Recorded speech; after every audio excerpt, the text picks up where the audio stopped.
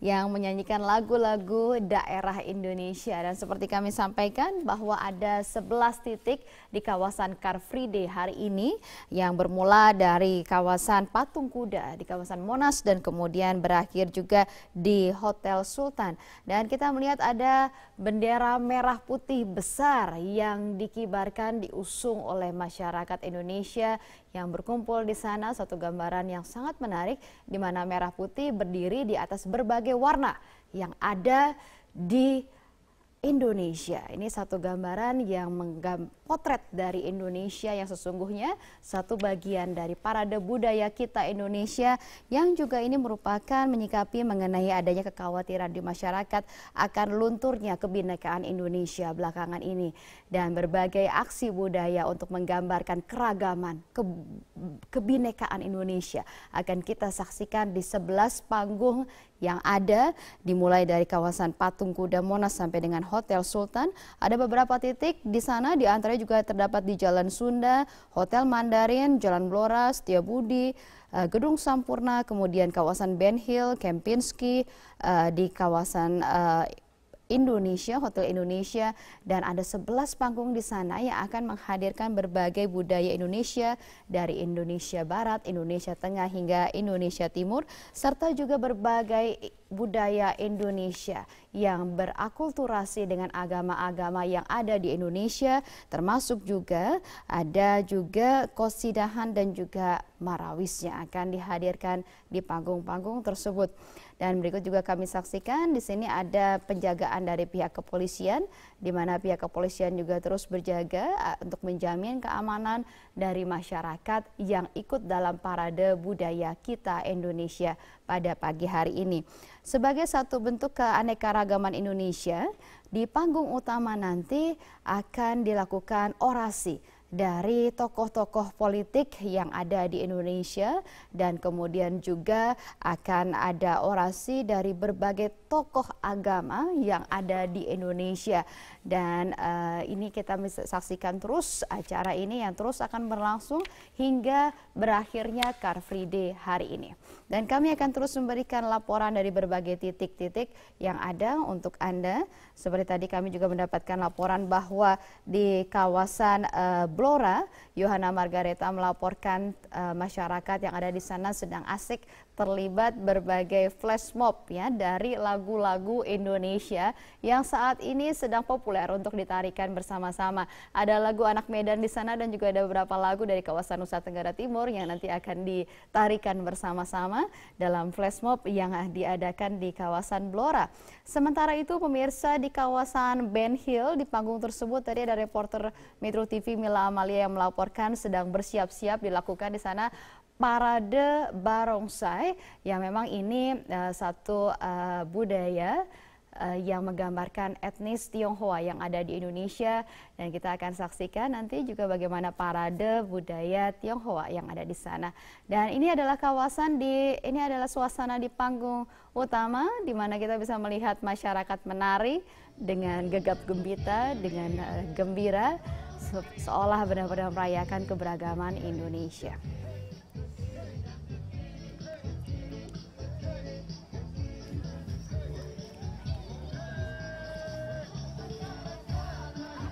Parade budaya kita Indonesia ini akan terus berlangsung hingga pukul 11 waktu Indonesia Barat nanti, di mana ini juga merupakan akhir dari Car Free Day yang memang setiap minggu dilakukan di kawasan ini yang berawal dari kawasan Patung Kuda Monas sampai dengan Hotel Sultan Jakarta.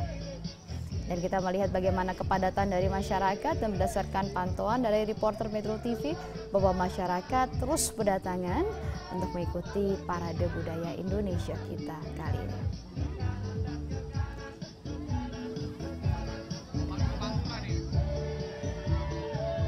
Assalamualaikum warahmatullahi wabarakatuh. Waalaikumsalam warahmatullahi wabarakatuh. Pak Tito, pertanyaan kami pertama adalah banyak yang berasumsi atau berpendapat bahwa penetapan Gubernur Ahok sebagai tersangka itu adalah karena tekanan, entah karena tekanan publik, entah karena tekanan para pendemo atau tekanan politik. Menurut Anda, Pak Tito? Tidak ada tekanan kita melihat bahwa proses hukum kan memerlukan waktu untuk berjalan. Tanggal 27 September 2016 itu yang terjadi peristiwa di Kepulauan Seribu ya, Kepulauan Seribu, dan kemudian itu yang dianggap ada penistaan agama dalam ucapan Saudara Basuki Cahayapurnama. Dilaporkan tanggal 6 Oktober dan berturut-turut ada 14 laporan sampai dengan 21 Oktober. Saya saat itu kemudian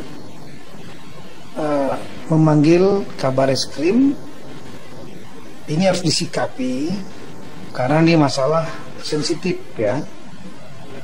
Masalah sensitif kalau sudah menyangkut masalah suku, agama, ras itu biasanya sensitif, sehingga saya memerintahkan segera saja untuk lakukan upaya penyelidikan ya, dalam rangka untuk mencari dan menemukan dugaan pidana dan apakah bisa ditingkatkan menjadi penyidikan. Nah, ini kan memerlukan waktu. Kasus ini sendiri kita lihat tidak simpel ya, karena mengandung ucapan, dan ucapan itu bisa multitafsir. Tiap-tiap orang mungkin bisa berpendapat berbeda ya, sehingga memerlukan kesaksian dan berikut ahli-ahli, termasuk ahli bahasa, ahli agama ya, dan juga ahli hukum pidana untuk mengetahui mens reanya.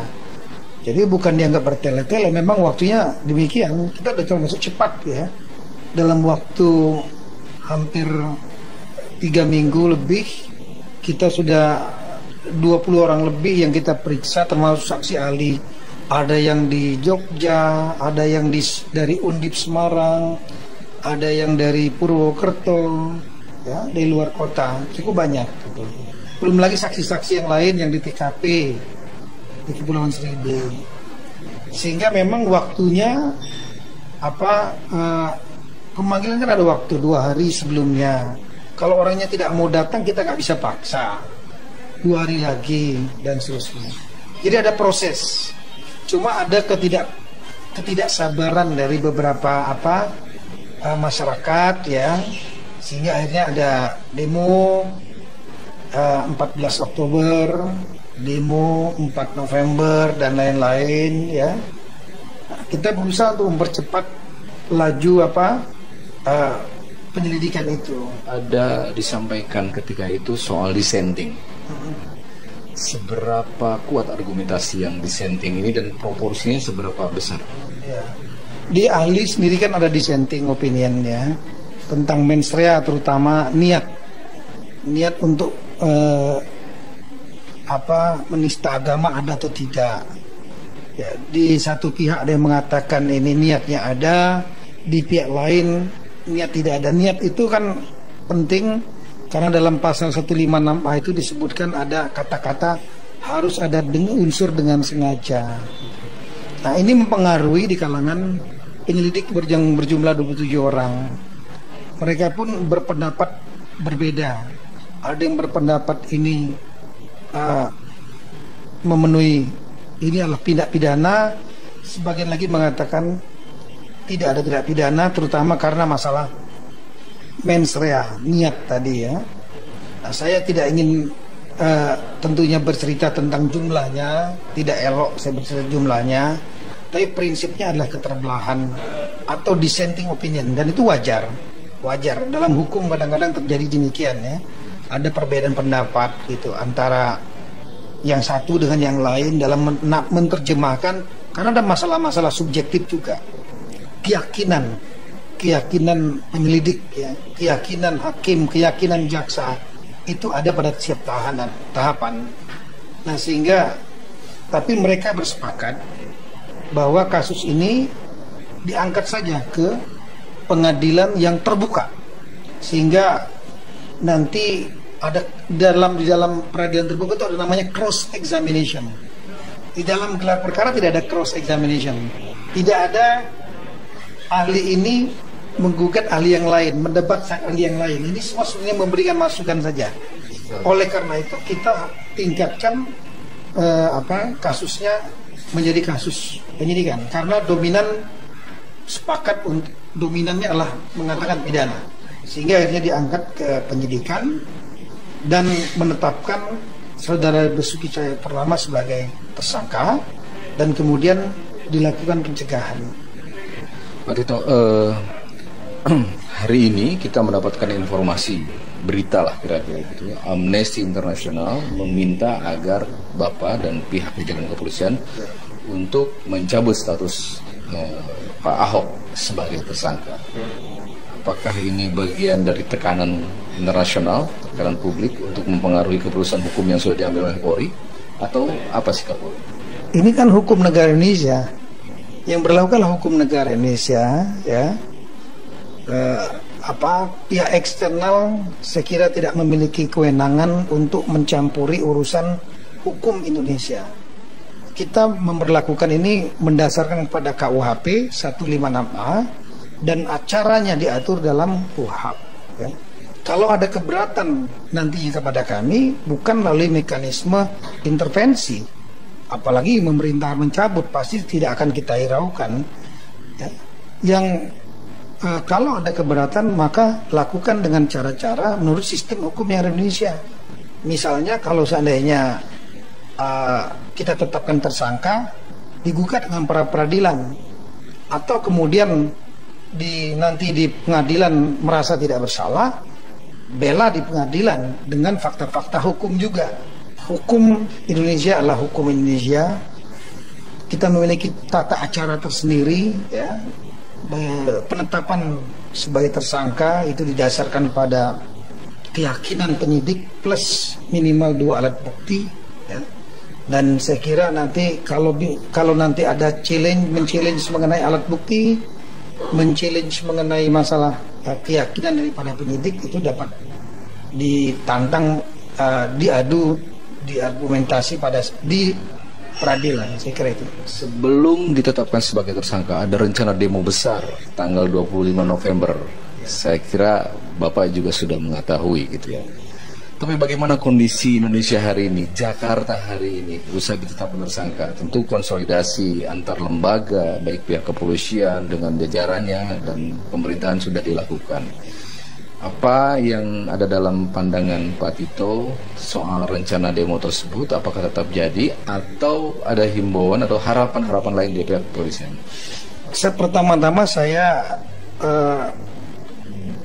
alhamdulillah ya, mengucapkan puji syukur kepada Tuhan Yang Maha Kuasa, karena demo pada 14 Oktober, 4 November berlangsung dengan lancar, meskipun ada beberapa mungkin ya insiden kecil ya. Saya kira masalah penyampaian pendapat itulah hak setiap warga negara. Yang kita hindari adalah jangan sampai terjadi aksi anarkis, aksi kekerasan. Kalau itu pasti kita akan tidak tegas. Nah, dari ANEF kita, evaluasi kami pada demo tanggal 4 November kemarin, kita melihatnya memang 80% mungkin ya, atau 85% itu pendemo itu murni mengenai masalah hati ya, masalah ya, fokus ke masalah dugaan penistaan atau penodaan agama, dan mengendaki proses hukum kepada saudara Basuki Cahayapurnama itu. Nah kemudian, tapi kita melihat memang indikasi ada beberapa elemen yang ingin mengambil momentum itu, menggunakannya ya untuk kepentingan agenda politik mereka sendiri. Ya mulai kita lihat sendiri dalam demo itu ada yang bicara masalah khilafah, ada bicara masalah pemerintah dan lain-lain. Jadi sudah di luar dari konteks yang utama. Nah sehingga saya meyakinkan bahwa proses hukum yang sedang dijalankan ini tidak main-main. Kita akan serius, kita akan selesaikan, kita akan tuntaskan. Dan tugas polisi adalah sampai dan kejaksaan, yaitu agar kasus ini bisa menjadi P21. Setelah itu kejaksaan masuk ke pengadilan, ya. Ada pembagian dalam sistem peradilan kita. Kita yakinkan itu. Nah, kalau seandainya kita sudah memberikan keyakinan ini kepada masyarakat, tentunya kita berharap masyarakat yang fokus proses hukum, tuntutannya proses hukum, bisa memahami dan tidak perlu turun ke jalan lagi karena kita memberikan keyakinan. Nah, persoalannya adalah masih ada 10-15% ya elemen-elemen yang memiliki agenda lain. Jadi bagi mereka proses hukum ini bukan tujuan. Proses hukum mereka menggoyang pemerintah, Agenda yang menggoyang pemerintah baik untuk khilafah maupun untuk yang lain. besar potensi untuk kembali terjadinya aksi dalam jumlah besar yang sesungguhnya pemerintah sudah mendeteksi hidden agenda lah, agenda-agenda lain di luar aksi dugaan penistaan agama ini. Ini tergantung dari persepsi publik, ya. Kalau persepsi publik meyakini bahwa proses ini adalah serius, dan saya selaku Kapolri menjamin ya, bahwa kasus ini ya, inilah pertaruhan bagi saya, pertaruhan jabatan saya juga, menjamin kasus ini akan maju sampai dengan ke jaksa penuntut umum. Itu tugas saya ya. Kemudian jaksa penuntut umum tentunya nanti kita harapkan nanti akan memajukan kasus ini ke peradilan. Tapi sekali lagi saya tegaskan, selaku Kapolri saya menjamin ya, kasus ini di tingkat kepolisian, tingkat penyidikan kita akan sangat serius. Nah, sekarang itu tergantung persepsi publik. Kalau publik merasa yakin, tidak perlu turun di jalan, karena akan lebih banyak mudaratnya. Kasihan masyarakat, banyak terganggu. Kasihan warga negara kita nanti bisa ditunggangi, kemudian dirobek-robek, kemudian diadu domba dengan yang lain. Nah, sebaliknya jangan mudah untuk terprovokasi kepada ajakan-ajakan yang tidak jelas. Dan saya menghimbau kepada pihak-pihak yang memiliki agenda yang lain, ya, janganlah memanfaatkan publik, sentimen publik ya, yang dimana ketika kita sudah sangat serius menangani ini, kemudian dimanuver lagi, diprovokasi dengan tujuan-tujuan yang lain. Masyarakat kita saya yakin sudah sangat cerdas mereka untuk menilai ini ajakan baik atau ajakan buruk. Saya menilai jaminan Anda sebagai Kapolri, jabatan Anda sebagai Kapolri itu bukan sesuatu yang main-main gitu ya. Yang ini tentu saja harus diikuti dengan bagaimana aparat di bawah Anda juga ikut melakukan pendekatan kepada kelompok-kelompok yang selama ini memang menyampaikan aspirasi dalam bentuk unjuk rasa. Bagaimana kemudian Pak Tito melakukan instruksi ke bawah untuk melakukan upaya-upaya mungkin yang tepat bukan properti tapi pendekatan barangkali, pendekatan dengan kelompok-kelompok yang selama ini memang juga sangat bersemangat untuk melakukan aksi unjuk rasa. Iya, saya sudah menyampaikan ini pendekatan itu tidak hanya pada saat ada peristiwa ya. Pendekatan-pendekatan yang dilakukan oleh kepolisian kepada semua pihak, baik kepada rekan-rekan TNI, kepada rekan-rekan di pemerintahan, maupun kepada masyarakat, itu adalah suatu kewajiban. Memang tugas utama kepolisian untuk menjaga Kamtibmas tidak akan bisa dijalankan sendirian. Jadi harus bersama-sama dengan seluruh komponen pemerintah masyarakat. Untuk itu setiap saat saya dorong dan memang sudah pelajaran kita untuk selalu mendekat kepada masyarakat. Kita ini kan apalah artinya baju kita ini ya, kalau kita buka baju kan sama sebetulnya kita semua masyarakat juga gitu. Sehingga ini pendekatan perlu, bukan siapa-siapa. Sama juga kalau dibuka baju ini, saya juga lah seorang muslim yang memiliki Tuhan yang sama, agama yang sama, dan lain-lain sama ya. Terakhir Pak Tito, Pak Jokowi, Presiden Jokowi hari ini kembali bertemu dengan Pak Prabowo. Sebelumnya bertemu dengan jajaran polisi, TNI, dan yang lain-lain itu. dan ada semacam penegasan bahwa ada ancaman kebinekaan, keberagaman, kehidupan keberagaman gitu ya. Seberapa serius jajaran kepolisian memandang ancaman-ancaman keberagaman, kehidupan beragama, kebersamaan, toleransi ya akhir-akhir ini, terutama setelah munculnya dugaan penistaan agama itu? Ya, sebetulnya isu ini harusnya dikembalikan kepada ranah hukum saja, ya, tanpa memandang yang bersangkutan latar belakangnya apa, suku, agama, ras yang dilaporkan. Tapi dugaan penistaan agama kan bisa dilakukan oleh siapa saja, bahkan yang satu agama pun bisa melakukan penistaan agama. Jadi ini bukan menyangkut pendapat saya, bukan menyangkut masalah suku, agama dan rasnya, ya, latar belakangnya.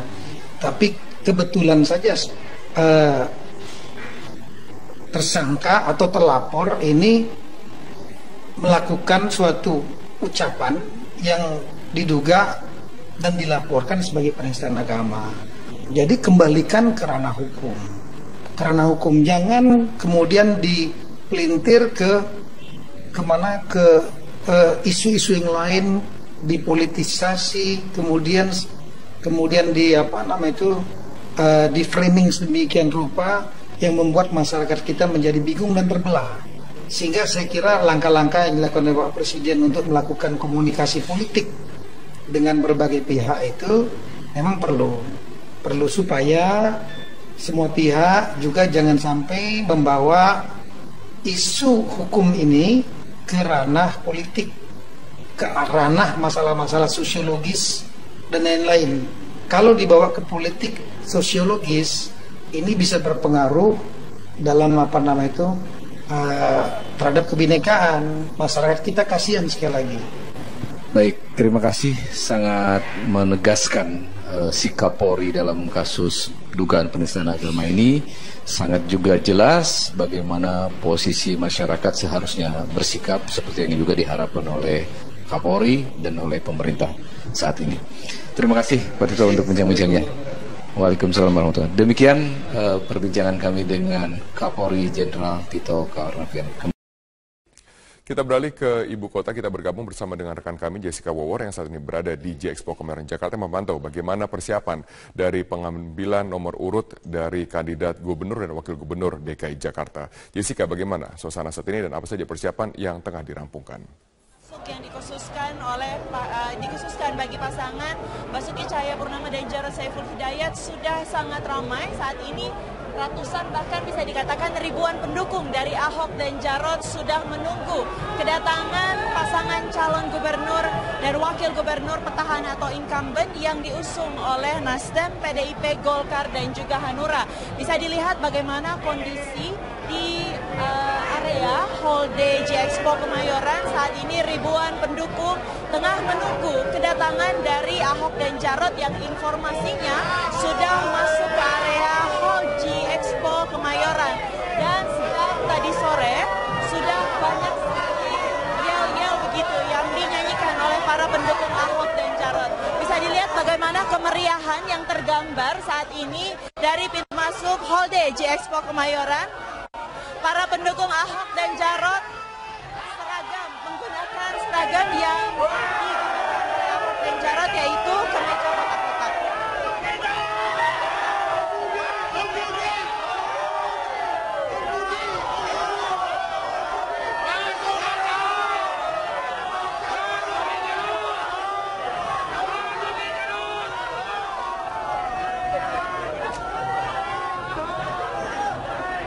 Sejak pukul 4 tadi sore, para pendukung Ahok dan Jarod sudah mulai memadati area J-Expo Kemayoran dan menunggu kedatangan pasangan calon gubernur dan wakil gubernur.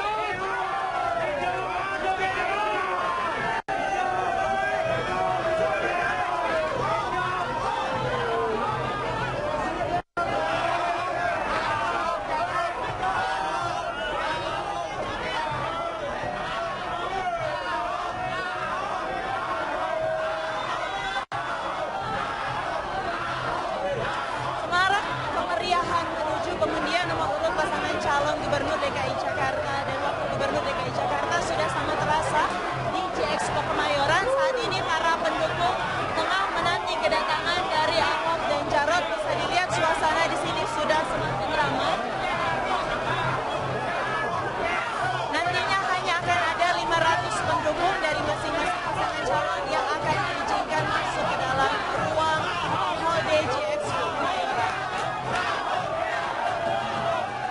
Baik, terima kasih Jessica Wowor atas informasinya langsung dari kawasan Kemayoran di Jakarta. Selanjutnya kita sudah melihat ada massa sudah berkumpul di sana. Sekarang kita akan pantau bagaimana pergerakan dari para kandidat ini. Apakah sudah bergerak menuju ke J Expo? Pertama saya akan ke rekan Clara Alverina. Ya, saat ini Clara berada di rumah atau tim pemenangan dari Basuki dan juga Jarot. Clara, apakah pasangan Ahok Jarot ini sudah akan bergerak menuju ke J Expo? Zilvia, saat ini kami masih menanti kehadiran dari calon Gubernur DKI Jakarta Basuki Cahayapurnama yang saat ini masih dalam perjalanan dari Balai Kota menuju ke rumah tim pemenangan Ahok Jarot yang saat ini berada di Jalan Borobudur, Menteng, Jakarta Pusat. Sementara calon Wakil Gubernur DKI Jakarta Jarod Saiful Hidayat kini sudah tiba di dalam rumah tim pemenangan. Begitu tiba tadi Jarod langsung masuk ke dalam rumah tim pemenangan dan bertegur sapa dengan tim pemenangan. Di sini sudah berkumpul sebagian dari tim. Di antaranya ada Ketua DPRD yang juga merupakan Ketua Tim Pemenangan Ahok Jarot yakni Prasetyo, ada juga juru bicara Tim Pemenangan Ahok Jarot yakni Ruhut Sitompul. Selain itu juga ada kader-kader pendukung dari partai politik, di antaranya ada dari Partai Nasdem, Partai PDIP, Golkar, Hanura dan juga P3. Semuanya di sini kompak menggunakan baju kotak-kotak yang menjadi simbol dari pemenangan Ahok Jarot. Sementara sebagiannya lagi dari tim pemenangan ini sudah berada di JI Expo Kemayoran. Nantinya mereka Ahok Jarot dan juga seluruh tim pemenangan ini akan bersama-sama menuju ke JI Expo Kemayoran yang menjadi lokasi digelarnya pengundian nomor urut pasangan calon Pilkada DKI Jakarta 2017. Ada 4 bus yang sudah disewa, 3 dari tim pemenangan dan 1 dari bus khusus dari Partai Golkar untuk membawa mereka semua ke lokasi pengundian nomor urut. Ada sekitar 150 orang dari rumah tim pemenangan Ahok Jarot ini yang akan mengantarkan Ahok dan Jarot ke JI Expo Kemayoran untuk melakukan pengundian nomor urut. Yang jadi pertanyaan 1, 2, atau 3, tadi saya sempat berbincang-bincang sedikit dengan tim pemenangan. Apa harapannya, apakah angka 1 atau 2 atau 3? Menarik sekali mereka menjawab. Setiap angka punya artinya masing-masing. Kalau 1 artinya mereka tidak perlu lelah-lelah untuk melakukan pilkada ini karena pilkada ini akan berlangsung 1 putaran. Sementara kalau 3, mereka menganalogikannya dengan perlombaan lari. Karena jika di perlombaan lari biasanya angka 3 ini menjadi jawaban dari penantian, karena kalau dihitung 1, 2, dan 3. Sementara tadi pagi kami juga sempat mewawancarai Gubernur DKI Jakarta Basuki Cahayapurnama yang mengatakan tidak terlalu mempermasalahkan angka berapa yang akan ia dapat nantinya. Namun jika nantinya ia mendapat angka 2, ini artinya ia akan menjalani pemerintahan sebagai Gubernur DKI Jakarta selama 2 periode. Dan kita akan masih menanti kira-kira berapa nomor urut yang akan didapat oleh pasangan calon Ahok dan Jarot. Untuk sementara demikian, Zilvia, kembali ke Anda di studio. Baik, terima kasih Clara Alverina melaporkan langsung dari rumah tim pemenangan Ahok Jarot. Pemirsa, pengundian nomor urut pasangan calon gubernur dan wakil gubernur DKI Jakarta akan dilakukan di J Expo Kemayoran, Jakarta. Seperti apa persiapan di sana? Saya akan menghubungi rekan Wahyu Wiwoho yang sudah berada langsung di J Expo Kemayoran, Jakarta. Ya, Wahyu, sejauh ini bagaimana persiapan untuk menuju proses pengambilan nomor urut di sana? Ya, Zilvia, hingga pukul 17.30 sore hari ini belum tampak ramai di dalam ruangan Hall D di tempat acara rapat pleno nanti pengambilan nomor urut pasangan calon gubernur dan wakil gubernur DKI Jakarta. Namun kami juga baru mendapatkan informasi bahwa pasangan calon Agus Harimurti Yudhoyono dan Silviana Murni sudah hadir, namun masih berada di luar ruangan, di tempat ruangan utama. Nanti rapat pleno akan digelar mulai pukul 19 waktu Indonesia Barat. Dan nanti juga akan ada dihadiri masing-masing dari pasangan calon, ada simpatisan, kader partai pendukung, dan juga relawan yang dipersilakan untuk bisa masuk ke ruangan ini. Per pasangan calon ada 500 kursi yang disiapkan dan nanti untuk bisa mengikuti acara sampai selesai pukul 20 waktu Indonesia Barat nanti akan waktunya mulai pengambilan nomor urut. Namun untuk teknisnya nanti bagaimana saya ingin tanyakan langsung ke Ketua KPU DKI Jakarta Sumarno yang sudah bergabung bersama saya di sini. Pak Sumarno, selamat sore Pak, apa kabar? Terima kasih sudah bergabung di Metro TV. Pak, teknisnya nanti bagaimana? Pukul 19 waktu Indonesia Barat dimulai, kemudian 20 waktu Indonesia Barat akan dimulai pengambilan nomor urut. Bagaimana nanti? Ya, pertama nanti setelah mereka semua siap semuanya, kita akan memulai ada 2 tahap pengambilan nomor urut. Yang pertama adalah pengambilan urutan pengundian nomor urut yang dilakukan oleh calon wakil gubernurnya. Ya. Nah, yang kedua, kemudian nanti akan pengambilan nomor urutnya itu oleh calon gubernurnya. Jadi setelah mereka nanti dapat nomor, tidak langsung dibuka. Tidak langsung dibuka ya. Kemudian kami akan mempersilahkan kepada pasangan calon yang lainnya untuk melakukan hal yang sama. Sampai nanti ketiganya itu sudah mendapatkan nomor urutnya dan baru nanti akan ada apa-apa untuk dibuka secara bersamaan. Sehingga masing-masing yang sudah memegang nomor urut belum tahu juga nomor berapa yang mereka pegang. Secara itu, serentak gitu. berbarengan Nanti begitu. Secara serentak berbarengan akan dibuka secara bersama-sama. Tapi harus ambil nomor antrian begitu. Betul, ada pengambilan nomor antrian dulu oleh calon wakil gubernurnya. Masing-masing calon wakil gubernurnya akan mengambil itu. Dan baru setelah itu calon gubernur dari 3 pasang calon itu akan mengambil urutan pengundian nomor urutnya. Oke, acara ini juga malam hari ini nanti dihadiri oleh sama seperti hari kemarin ya, sewaktu penetapan pasangan calon juga dihadiri oleh simpatisan, kader, partai pendukung maupun juga relawan. Nanti kabarnya ada 500 kursi yang disiapkan bagi masing-masing pasangan calon, Pak. Tiap-tiap pasangan calon kita beri tiket 500 kursi untuk bisa masuk ke dalam ruangan ini. Tetapi kita tahu sendiri tadi waktu kita masuk kemari di luar sangat banyak sekali simpatisan, pendukung yang sudah berbondong-bondong menuju Hall D Kemayoran ini. Sampai hari ini, sampai siang ini masing-masing pasangan calon masih melakukan aktivitas seperti hari-hari sebelumnya, masih turun ke sejumlah daerah belusukan begitu, Pak? Masih diperbolehkan ya? Meski memang tahapan nanti baru dimulai hari Jumat tanggal 28. Betul.